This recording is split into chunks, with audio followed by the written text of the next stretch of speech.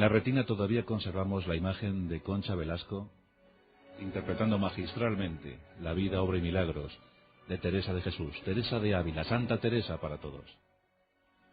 Uno de los personajes clave del siglo XVI español. En un siglo donde los nombres eran todos muy afamados. Pero Teresa se abrió paso entre todos ellos. Y destacó sobremanera. En nuestros pasajes de la historia, la vida de Santa Teresa de Jesús. Aquella que supo matrimoniarse espiritualmente con lo sobrenatural. Aquella que habló de misticismo religioso. Aquella que gracias a sus obras como Las Moradas o Castillo Interior o Camino de la Perfección o Las Relaciones o Las Fundaciones o el Libro de la Vida consiguió emocionar a toda una generación, la del siglo XVI, encontrando defensores, por ejemplo, en Rodrigo de Borja, aquel familiar del Papa Alejandro o de la propia Lucrecia o del propio San Pedro de Alcántara o de un tal Juan de Yeste, conocido mundialmente como San Juan de la Cruz. Sí, tú.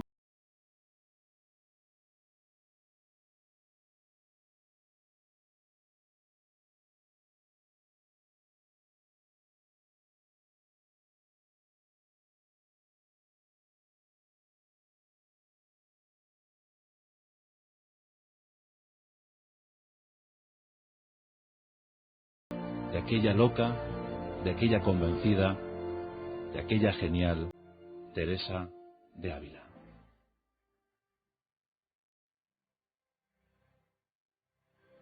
Nos encontramos en el albor del siglo XVI, en la castellanísima ciudad de Ávila. Allí se celebra un matrimonio. De un lado, don Alonso Sánchez de Cepeda, proveniente de una familia difícil porque era una familia de judíos conversos, por tanto una familia cuestionada, pero en todo caso una familia culta, una familia erudita, una familia acomodada, una familia que en el siglo XVI prosperaba. De otro, doña Beatriz de Ahumada, una mujer magnífica, bellísima. Don Alonso se casaba por segunda vez, eran las segundas nupcias.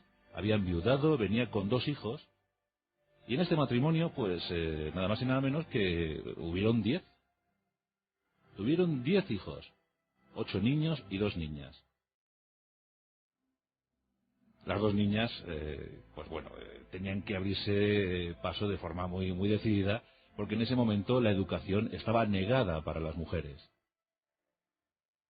Teresa de Ahumada, era la tercera de aquel segundo matrimonio, y desde luego era la favorita de don Alonso. Y es que Teresa llamaba mucho la atención. Teresa era entusiasta, era muy bella, era muy guapa, dicen que Teresa de Jesús era muy guapa. Era muy optimista y siempre con buen talante, muy dicharachera, muy simpática. Pero como os digo, a principios del siglo XVI la educación no era un requisito fundamental para que una niña prosperase. Simplemente se le pedía que supiera hacer sus labores y que se casara bien. Pero Teresa quería algo más, porque ella escuchaba a su padre. Ella no había aprendido a leer todavía cuando ya estaba impregnada de todo el saber de la época. Su padre realizaba lecturas públicas, incluso en su casa, con amigos, leía en voz alta, leía muy bien, entonaba muy bien. Y Teresa quedaba entusiasmada, embriagada por la voz de su padre. En una ocasión dijo: «Mucho he escrito, pero más he oído». Esa era la pequeña Teresa. A los 7 años ya sabía leer. Leía los clásicos, leía todo lo que se le ponía por delante, toda la biblioteca de su padre. Y un libro la llamó especialmente la atención. Era un libro dedicado a la vida de santos, era la geografía de santos. Y ella en ese momento recibe un impacto. Los libros siempre fueron un estímulo para Teresa de Jesús, como veremos en este pasaje de la historia. Pero ese libro sobre la vida de los santos la cautiva. Convence a su hermano Rodrigo y los dos parten rumbo a tierra de moros para recibir martirio, porque Teresa quiere ser mártir. Ya siendo tan joven, quiere ser mártir. Esta escapada, que luego se comentó muchísimo, es uno de los episodios más populares en la vida de Teresa de Jesús. Se comentó mucho, sí. Pero ella ya quería ser mártir siendo apenas adolescente. Una desgracia para su vida, para su existencia, fue la desaparición de su querida madre Beatriz. Eso la marcó mucho. Entonces tenía 14 años y estaba medio enamorada de un primo suyo, un primo que vivía puerta con puerta. Se relacionaban, paseaban juntos, pero don Alonso desconfiaba de esta relación. Don Alonso quería a su hija para él en exclusiva. Quería que se quedase en casa, que se quedase por lo menos hasta que él falleciera. Teresa estaba desconcertada. ¿Qué podría ocurrir? Pues una de las prácticas más habituales en ese siglo XVI. El padre la internó en un convento de los agustinos. Y allí estuvo un par de años, pero Teresa estaba muy triste. Teresa de Ahumada estaba tremendamente triste, sumida en un abandono. No era todavía la práctica ascética, no. Simplemente se abandonó, se dejó. La habían internado en ese convento con apenas 15 años. Ella había nacido el 28 de marzo de 1515 y en ese 1530 fue internada en el convento. En 1531, con 16, su padre la tuvo que sacar de allí porque la situación de la niña era de absoluta preocupación para todos. Hoy en día se hablaría de anorexia. Entonces todavía ese término médico no se utilizaba. Y la niña volvió a casa. Pero en esa vuelta a casa fueron un día de visita a Ortigosa. En Ortigosa vivía su tío don Pedro de Cepeda, y don Pedro pues manejaba también una abundante biblioteca. La niña, por supuesto, se puso a rebuscar, a revolotear en esos libros, y don Pedro la pidió que leyera. Teresa leía muy bien, y don Pedro pidió que leyera, y le ofreció un libro, Las Epístolas de San Jerónimo.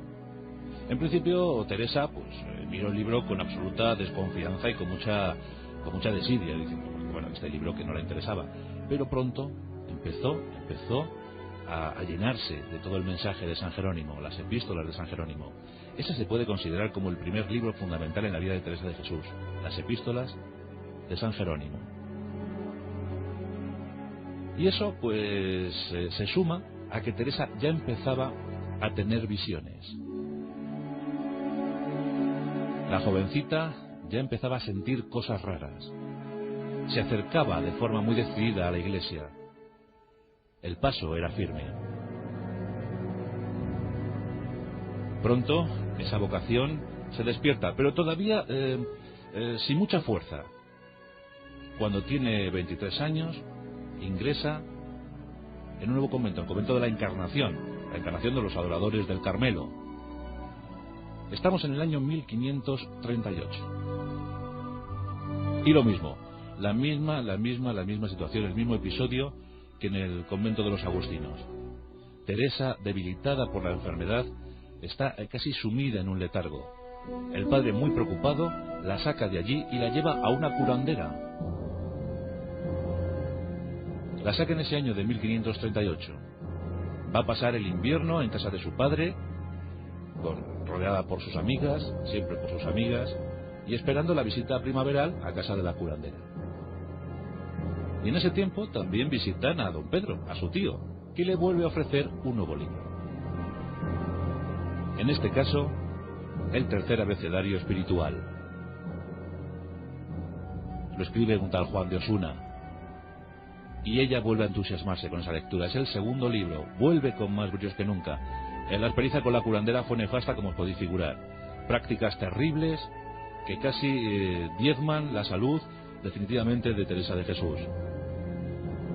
Pero está convencida, ya ha vuelto al convento de la Encarnación. Pasa aquí unos años difíciles porque ella es joven, ella sigue debatiendo sobre si su vida debe ser la religiosa o la vida profana, la vida civil. El convento de la Encarnación es protegido por un caballero castellano y cuentan las malas lenguas que ese caballero visita a escondidas a Teresa.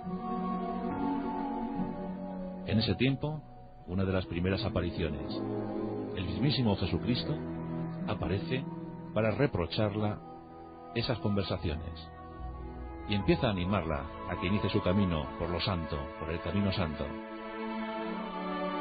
Teresa empieza a dejar ya de tener dudas, ya no tiene dudas, quiere seguir por el camino de la fe. Y además, sus espíritus, el propio Jesús, o lo que ella interpreta como Jesús, los ángeles, la empiezan a guiar.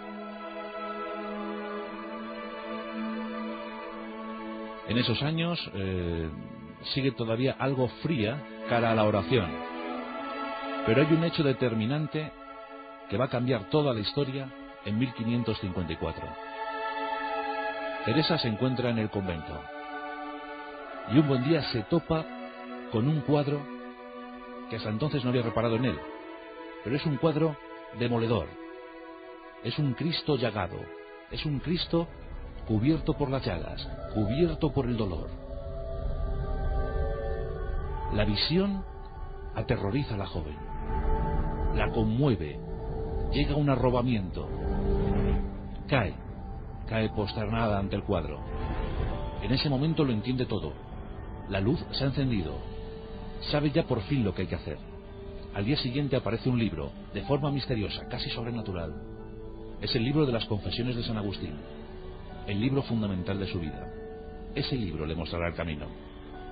Ya de muy joven había leído otras obras, se había entregado a la lectura entusiasta de las grandes obras de caballería, tal y como lo haría un tal Don Quijote un siglo después. Bueno, pues Teresa de Jesús había leído esos libros de caballería, le gustaban muchísimo las historias fantasmagóricas, todo lo relacionado con lo sobrenatural. Pero el libro de las Confesiones de San Agustín es definitivo. Comienza la historia grande de Teresa de Jesús. Tiene casi 40 años. Y empieza a escribir. A lo largo de su vida escribió de forma compulsiva más de 15.000 epístolas, más de 15.000 cartas, de las que hoy en día todavía se conservan unas 450. Pero entró en la mística, entró en ese matrimonio espiritual. Empezaron los libros, el libro de la vida, el libro de las fundaciones, el libro de las relaciones, Camino de la perfección, un montón de obras inmortales.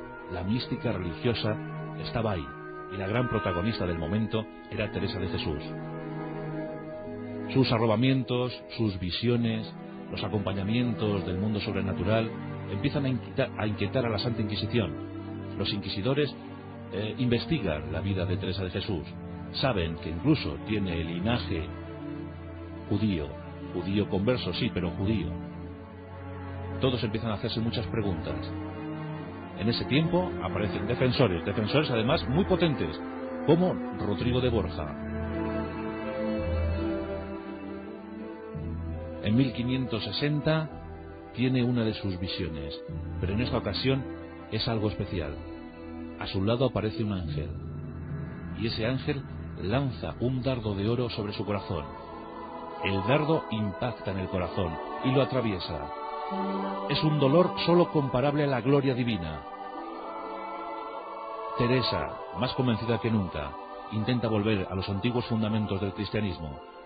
Se encuentra en el seno de los adoradores del Carmelo, pero es una vida displicente, es una vida donde llegan ricos, donde hay incluso monjas que mantienen criadas, servidumbre. Ella quiere volver a lo auténtico, a lo propugnado por nuestro Señor Jesucristo. Con algunas amistades decide recuperar el antiguo espíritu carmelita. Están a punto de nacer las Carmelitas Descalzas. Y lo consigue. Se lanza una febril actividad. Estamos en 1562. Es momento para la fundación del primer convento, San José, en Ávila. Con 4 monjas y una campana mal puesta, nace, como ella llamaba su palomarcico. Decía que los conventos eran palomares y que las palomas propagaban el mensaje divino. Pues aquellas 4 monjas, con mucha oposición de la ciudadanía, consiguen salir adelante. Es el primer convento, pero no será el último.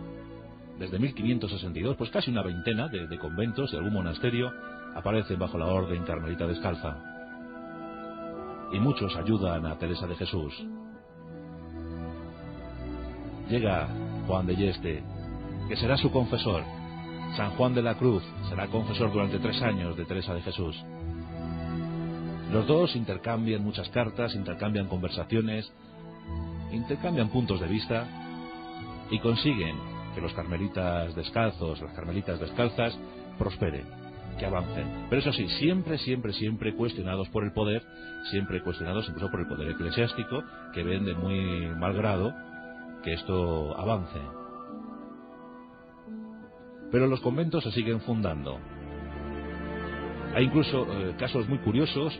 Santa Teresa de Jesús había fundado un convento de las carmelitas en Pastrana, la ciudad donde se encontraba doña Ana de Mendoza, pues posiblemente una de las mujeres más influyentes del siglo XVI hispano. Bueno, pues doña Ana de Mendoza quiere ingresar en el convento, pero quiere ingresar como antaño se hacía, con toda su servidumbre, con toda su riqueza, con todo. Teresa de Jesús no transige.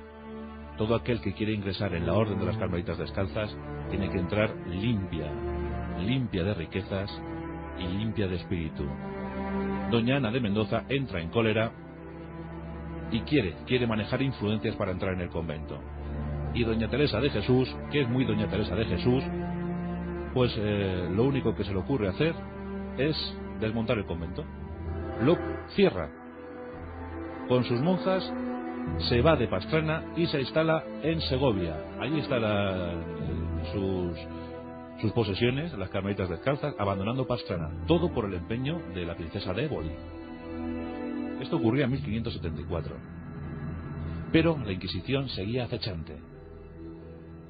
San Juan de la Cruz es encarcelado. Los carmelitas descalzos perseguidos. San Juan, abatido desde la cárcel, manda una carta a Teresa de Jesús.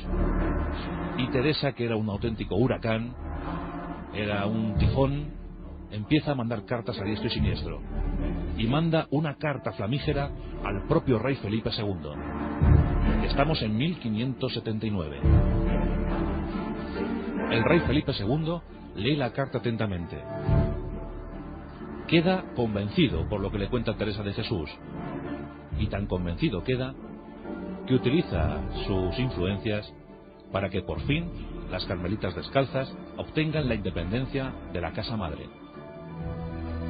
Es un momento de felicidad para Teresa de Jesús. Sus obras siguen llegando. La fundamental, la más importante, la trascendental, la que atravesará los siglos, es Las Moradas o Castillo Interior. Las Moradas es la mística religiosa española por excelencia. Las Moradas. Y mientras tanto, pues Jesucristo seguía apareciéndose.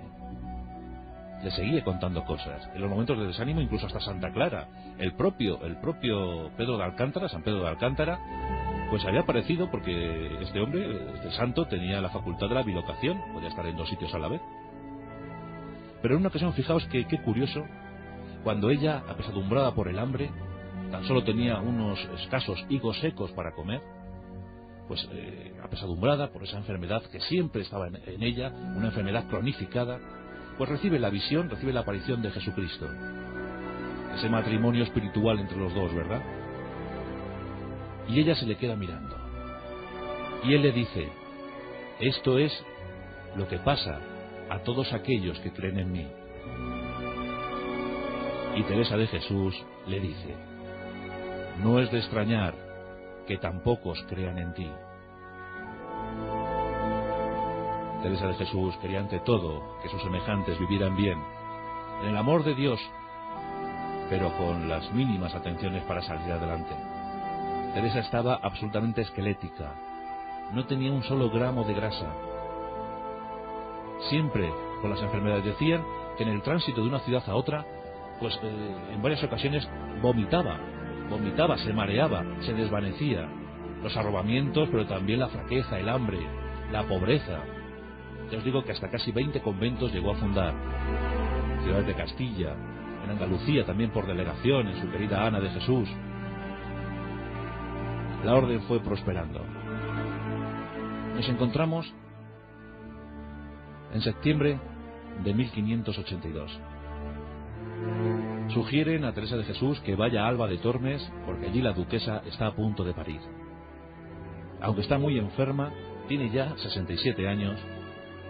Para aquella época, 67 años era una edad muy longeva, y más en las circunstancias de Teresa de Jesús, pues Teresa inicia animosamente el camino hacia Alba de Tormes. Allí llega, pero allí la muerte la espera. El 4 de octubre de 1582 fallece Teresa de Jesús, Teresa de Ahumada, Teresa de Ávila. Fallece en medio de un gran arrobamiento. Queda mirando fijamente al cielo, al firmamento, y cae para no volver jamás a la vida. Por fin se había consumado el matrimonio espiritual.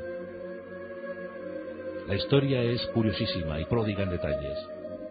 3 años más tarde es desenterrada para ser trasladada, desmembrada, porque ya sabéis que sus reliquias se esparcieron por medio mundo, pero cuenta la crónica que cuando abrieron la tumba de Teresa de Jesús estaba blanca, totalmente blanca, cristalina, seguramente por las terribles hemorragias que había sufrido, pero estaba blanca, incorrupta, cristalina. Y cuando abrieron el ataúd, un suave aroma a trébol cortado lo inundó todo. Olor a santidad, olor a Teresa de Jesús. Desde entonces sus obras fueron inmortales. Ya os digo que más de 1000 conventos y monasterios hoy en día hay en todo el mundo.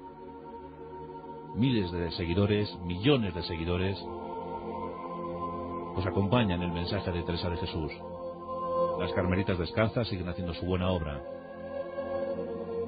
Tan solo unos años más tarde fue canonizada, y en 1622, en medio de una Europa muy protestante, era elevada a los altares, era canonizada. Teresa de Ávila ya era Santa Teresa de Jesús. Y es bueno que de vez en cuando nos detengamos pausadamente en la vida de estas personas. Personalidades ejemplares para la época que supieron dejarlo todo solo en pos de un ideal, por seguir un ideal. Y desde luego, la más idealista de todos fue Teresa de Jesús. Hoy le hemos rendido homenaje en este pasaje de la historia, con todo respeto y con todo merecimiento.